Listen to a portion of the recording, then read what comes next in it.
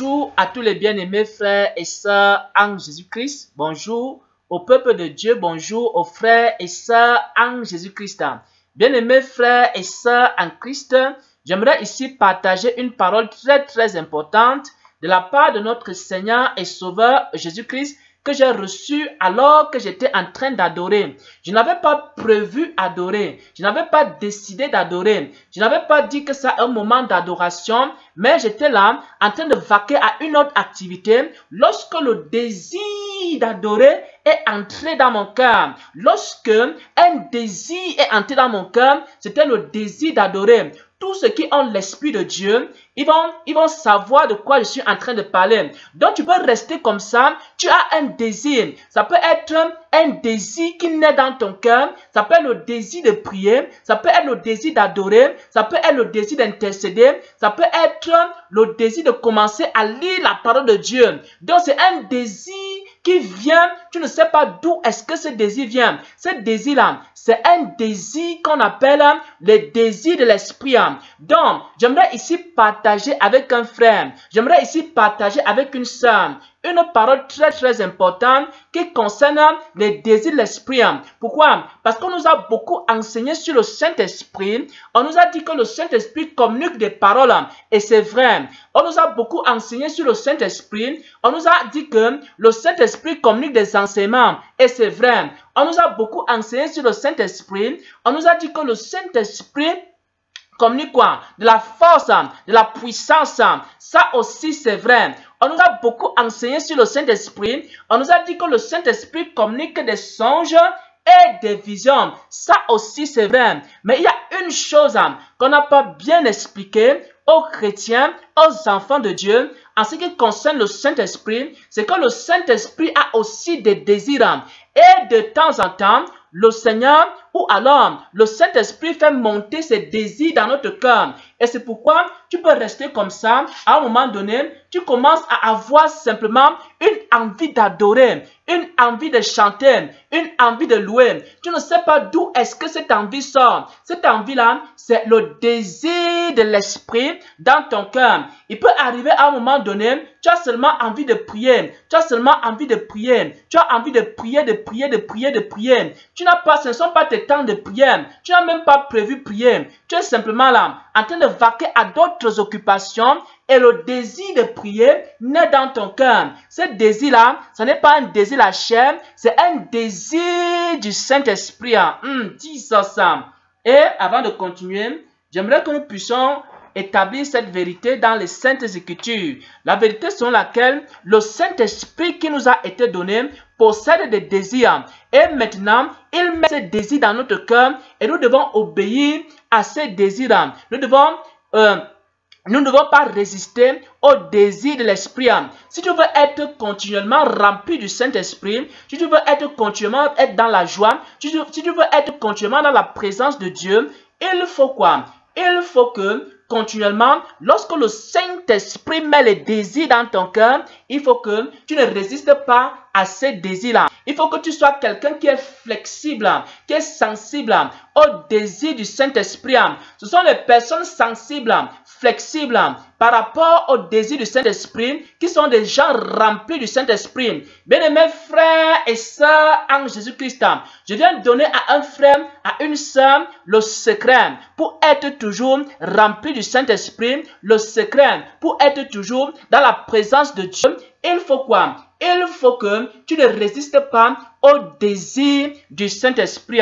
Maintenant, j'aimerais que nous puissions entrer dans les Saintes Écritures pour établir cette vérité.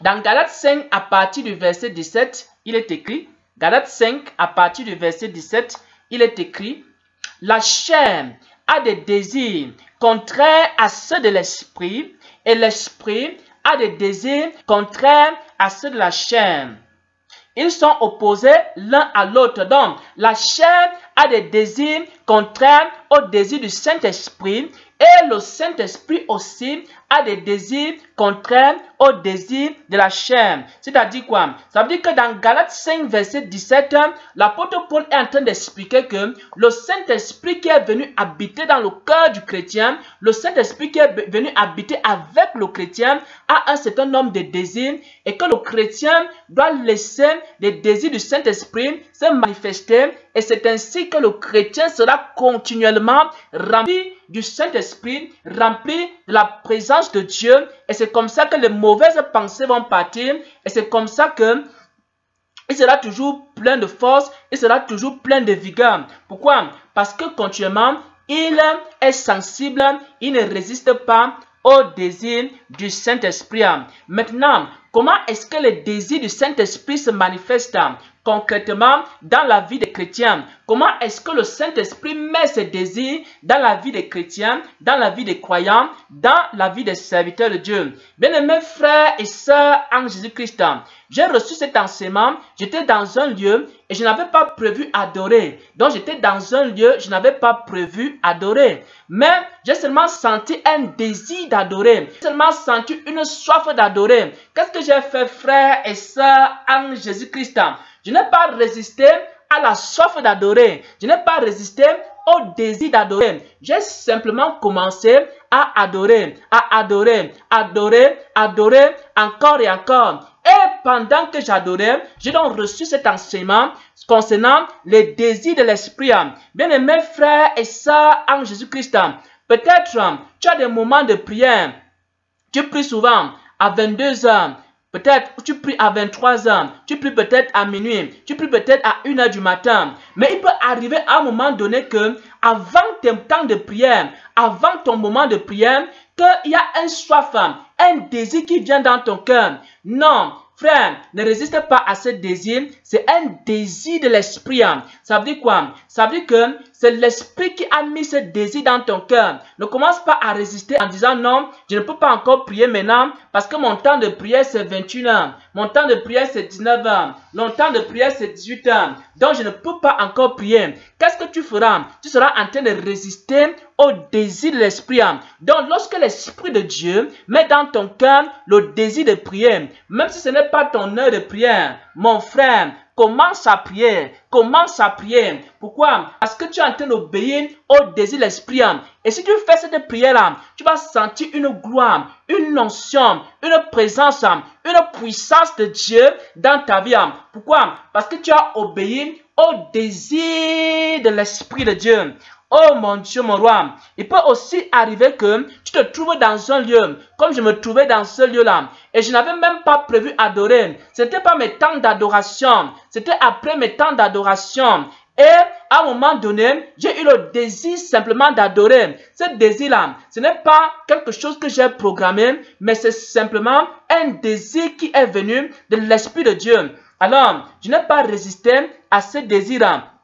Donc, si tu restes dans la maison, tu es en train de faire la cuisine, tu es en train peut-être de regarder la télévision, tu es en train de marcher peut-être en route, tu es peut-être avec ton mari, tu es peut-être avec ta femme, tu es avec tes enfants, tu es avec, je ne sais pas avec qui tu te trouves, et qu'à un moment donné, tu commences à avoir une soif d'adorer. Alors mon frère, ma soeur, ne dis pas que non, ce ne sont pas mes temps d'adoration, il ne faut pas que j'adore. Donc, et si tu résistes maintenant, tu seras en train de résister au désir de l'esprit. Il faut simplement que tu commences à adorer. Que ce soit tes temps d'adoration ou que ce ne soit pas tes temps d'adoration, adore seulement mon frère. Adore seulement ma soeur. Dis ça. Le désir de l'esprit, c'est encore quoi? C'est que tu peux être dans un lieu en train de vaquer à des occupations. Tu n'as pas prévu, par exemple, méditer la parole de Dieu. À un moment donné, Dieu commence à mettre un verset biblique dans ton cœur. Une parole, un verset biblique.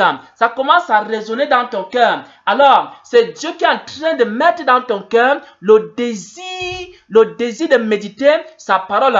Il peut mettre dans ton cœur le désir de méditer sa parole. Ça aussi, c'est un désir de l'esprit. Donc, ce ne sont pas tes temps de méditation ordinaires, mais c'est un moment où le Saint-Esprit lui-même, il s'est manifesté, il te donne une révélation. Et si tu obéis au désir de l'Esprit et que tu commences à méditer à ce moment précis là, oh mon Dieu, mon roi, tu auras grande révélation, frères et sœurs en Jésus-Christ. Et c'est comme ça que les chrétiens amassent les grâces, amassent des révélations, amassent des connaissances. Pourquoi? Parce qu'ils obéissent à quoi? Au désir de l'Esprit de Dieu. Disons ça. Et parfois, il peut arriver que tu restes, tu as envie de prier pour quelqu'un, tu as envie de prier pour ton mari, tu ne sais pas pourquoi, tu as envie de prier pour ton mari, tu as envie de prier pour ta femme, tu as envie de prier pour tes enfants, tu as envie de prier pour un homme, pour une femme quelconque. Alors, c'est un désir qui naît instantanément dans ton cœur. Tu n'as pas prévu prier pour cette personne. Mon frère, ma soeur, ce désir-là, c'est un désir l'esprit. Il faut prier seulement. Il faut prier seulement. Pourquoi? Parce qu'il y a des femmes comme ça qui ont commencé à prier. Et pendant qu'elles priaient, Dieu était en train d'épargner un accident à leur mari. Pourquoi? Parce que l'esprit avait mis le désir dans son cœur d'intercéder, de prier pour son mari. Et pendant qu'elle intercédait, elle priait pour son mari. Dieu a donc préservé son mari d'un accident. Il faut faire très attention au désir de l'esprit. Pourquoi? Parce que chaque fois que tu obéis au désir de l'esprit, il y a un miracle qui s'opère dans ta vie. Dis ça. Également, parfois, quand tu es dans la présence de Dieu et que tu commences à prier, il peut arriver que maintenant, le Saint-Esprit mette dans ton cœur le désir d'aller te réconcilier avec une personne. Tu n'as même pas prévu te réconcilier avec la personne. Tu n'as même pas prévu appeler la personne. Tu n'as même pas prévu être en contact avec la personne. Mais simplement, pendant que tu pries, simplement, pendant que tu adores, le Saint-Esprit met des désirs dans ton cœur. Et si le Saint-Esprit met des désirs dans ton cœur, il ne faut pas résister au désir de l'Esprit. Et alors, si le Saint-Esprit, pendant que tu pries, il te dit d'appeler quelqu'un, il met dans ton cœur le désir de te réconcilier avec une personne, alors il faut également le faire. Et si tu le fais, tu es en train de faire quoi? Tu es en train de suivre les désirs de l'Esprit et d'obéir aux désirs de l'Esprit. Et c'est pourquoi, quand tu le fais, tu seras continuellement rempli du Saint-Esprit, tu seras continuellement rempli de la présence de Dieu. Mais qu'est-ce qui se passe jamais dans la vie des chrétiens? C'est que lorsque le Saint-Esprit met les désirs, ces désirs dans ton cœur, et puis tu résistes aux désirs de l'Esprit, qu'est-ce qui se passe? Après, tu commences à ressentir la tristesse dans ton cœur. Tu ne sais pas d'où vient cette tristesse. Pourquoi? Parce que le Saint-Esprit a mis dans ton cœur le désir d'adorer. Tu ne l'as pas adoré. Après, tu deviens triste. Et puis maintenant, le Saint-Esprit a mis dans ton cœur le désir de prier. Tu dis que non, ce n'est pas ton temps de prière. Après, tu deviens encore triste. Pourquoi? Tu t'affaiblis. Tu ne fais que t'affaiblir. Et lorsque tu obéis au désir de l'Esprit, tu ne fais que te fortifier. Et lorsque tu résistes au désir de l'Esprit, tu ne fais que t'affaiblir, t'affaiblir, t'affaiblir, t'affaiblir, t'affaiblir. Et tu n'as plus la force. Même quand tes temps de prière vont arriver, tu n'auras même plus la force de prier. Pourquoi? Parce que si le Saint-Esprit met son désir dans ton cœur de prier à 21 h par exemple, et puis maintenant toi tu dis que ton temps de prière c'est 22 h. Quand tu vas arriver à 22 h, tu n'auras même pas la force de prier, mon frère, ma soeur. Pourquoi? Tu seras déjà triste, attristé et tu n'auras plus de force. Tu seras déjà vidé même de toute la petite force que tu avais. Et lorsque 22 h va arriver, tu ne vas pas prier. Tu ne vas même pas prier 1 minute ou 2 minutes. Tu vas commencer simplement à ronfler. Pourquoi? Parce que tu n'as pas été attentif au désir de l'Esprit. Et si quelqu'un veut marcher avec Dieu, il faut qu'il soit très très flexible.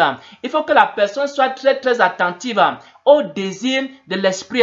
Si Dieu met un désir dans ton cœur, il faut que tu puisses manifester ce désir, obéir à ce désir. Si Dieu met instantanément un désir dans ton cœur, de prier, d'adorer, de chanter, d'aller rendre visite, de faire une œuvre X ou alors une œuvre Y, il faut obéir au désir de l'Esprit. Et lorsque tu obéis au désir de l'Esprit, tu seras toujours rempli du Saint-Esprit, tu seras toujours dans la présence de Dieu.